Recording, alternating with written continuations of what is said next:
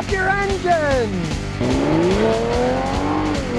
Mickey Tyler says, at what point should one stop putting money into a used vehicle, cut their losses, and get a new model? Very good question. Of course, the problem is it's relative to a lot of things. If you saw my recent video, I got a customer here in Tennessee now who has a 20-year-old Toyota 4Runner. And guess what? Thing's got 386,000 miles. It still runs like a clock. Hey, if that broke, I would definitely fix it. Solid frame, made in Japan, can last a really long time. You don't want a money pit that goes on forever. Let's say you got a Chrysler that's got 95,000 miles that's starting to break big. Get rid of it fast. Don't even think about putting money into it. You got to look at the make, the model, the mileage, and even where the mileage was put on. Because as I tell people, highway mileage, 60 mile an hour, the wear is equivalent 10% of city stop and go driving. So if you got some guy who's got 200,000 miles on a 3-year-old vehicle, hey, that had to have been highway mileage. So it's a lot less mileage, and you can still drive it a long time. You got to always consider the pluses and minuses. And if the vehicle is in good shape body-wise, too. Let's say you live in Detroit and it's rotting away. Well, then forget it. Once rust starts and it's rusting out, the car's a pile of junk, stop driving it. That's what makes the most sense then. American Truck Nation says 2015 F-150 5-liter is a good first truck. Certainly, if you get a good price on one, you always want to get the V8s with the F-150s. The 6s, yeah, now I guess they're even putting 4s in them. You want to stick to the V8s. They're tried and true. They can run a long time.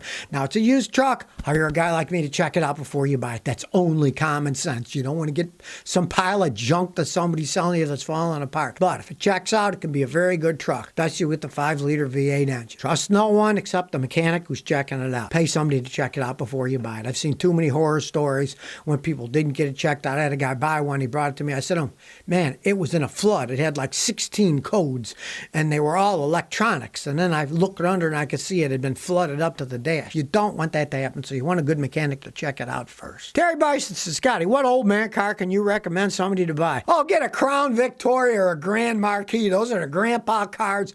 They got solid frames, big old V8 engines, and they can still, I got a customer with the Crown Vic, gets 26 miles a gallon on a highway, going 75 miles an hour. They're not horrible on the highway. And those engines can last forever. There's plenty of old people with them you can buy them from when either can't drive anymore or pass away, estate sales. They can have low mileage on them. These things can run a long time, and they're Fords. You can always get parts for them. So those are pretty good old man cars. You know, if you're looking for an old man car that can run a long time, those are the old man cars to get. DK Car Club says, Scotty, I have a 2012 Dodge Charger. A squeaking sound comes from it when it starts, but not all the time, like once every 10 starts. Well, you got to figure out where the squeak's coming from. And generally, you get a squeak, it's something the fan belts drive. It could be a worn alternator bearing or whatever. What you want to do is pop the hood when it's cold, have somebody else start it, and see if you can see where that squeak is coming from. It can be very hard to figure out. And since it only happens once every 10 starts, it's probably not anything really bad yet. If you got a lot of miles,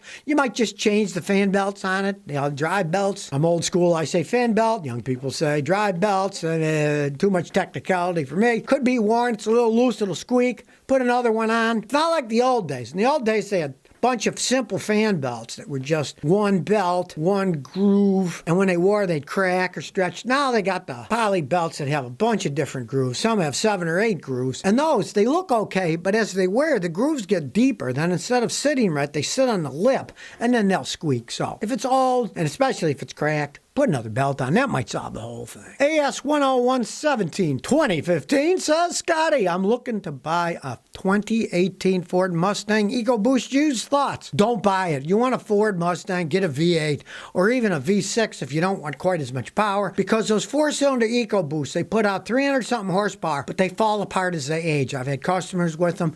They loved them to begin with, and when they got to be a few years old, got 80, 90,000 miles, they started to have trouble. I wouldn't buy one. You got a little bitty 4-cylinder engine with a turbocharger and GDI, gasoline direct injection. It just is too many problems can occur. I wouldn't buy it. You want a Mustang, you want a fast one, get a V8. You want one that's still fun to drive, get a V6. But I would not buy an EcoBoost, especially not used. Barack, and he says, morning, Scotty. My wife's looking to buy a new crossover, either a 2021 Subaru Outback or a new Acura RDX. Both are 4-cylinder turbos and all-wheel drive, but the Acura costs $8,000 more. Which is best? Well, the Acura by far. The Subarus are okay, but the Acuras are so much better. They're fancy Hondas. You pay more. But I got customers with those that have 250, 300,000 miles.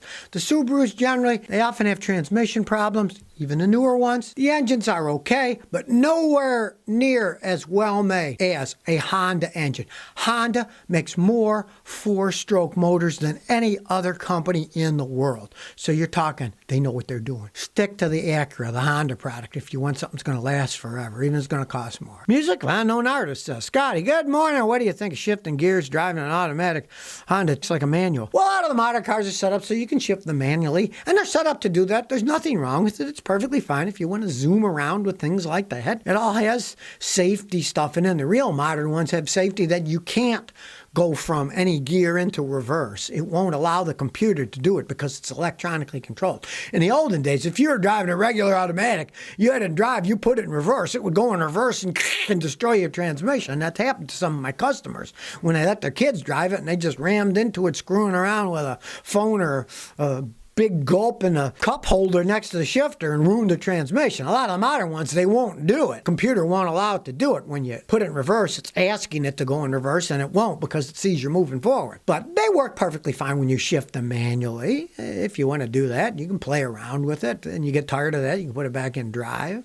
And sometimes, if the automatic transmission starts to go out as they get high mileage, you'll find the shifting by hand will still work fine, so you just unshift it by hand and don't use the drive. So it's always an advantage of that. Soggy Spaghetti says, is a Volvo GL DL good high school car? What should I watch out for the car? Those old GLs and DLs, especially the DLs, they could run forever. I've seen them with 600,000 miles on them. And you can get them cheap enough. Go right ahead. If it still runs and it's not rusted and the rims aren't all rusted and the fenders aren't falling off, go ahead and get it. It's a great high school car. They're very safe. They're very well made even back then. For safety cars, you can get them pretty dirt cheap.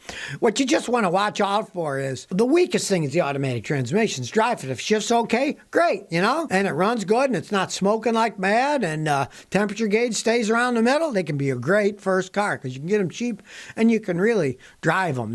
They were solid built cars. As far as I'm concerned, they were the best cars a Volvo ever made, but then they started making them cheaper and different companies. Ford bought them for a while. Now they're owned by the Chinese.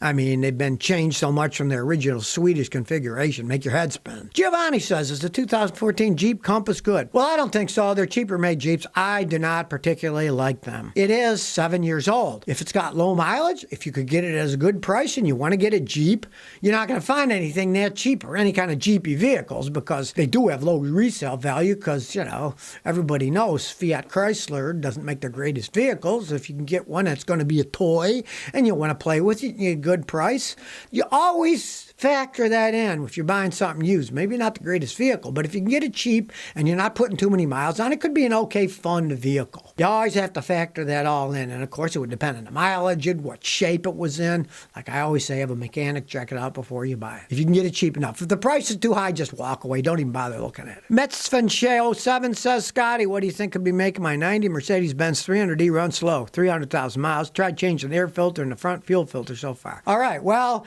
it is what?